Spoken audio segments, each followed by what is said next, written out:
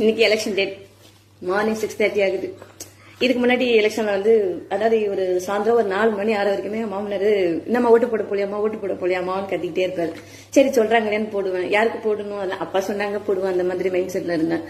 ஆனா இப்ப என்ன தெரியல, நேற்று நைட்ல இருந்தே ஒரு மாதிரி படப்படப்பா இருந்துச்சு. ஓட்டு போடணும் தூக்கம் கூட எனக்கு தலைவலியே வந்துருச்சு.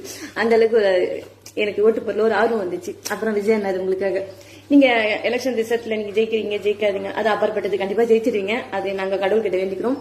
ஆனா எப்போ உங்களுக்காக அவ்வளவு செலவு பண்ணி ஒரு ஓட்டுக்காக 1,80,000 50,000 இப்படி ஒவ்வொருத்தவங்க செலவு பண்ணி வந்தாங்களோ அப்பவே நீங்க ஜெயிச்சிட்டீங்க.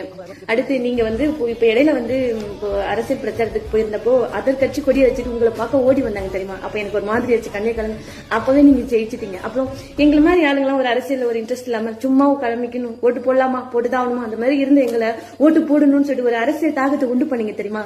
அப்பவே நீங்க ஜெயிச்சிட்டீங்க.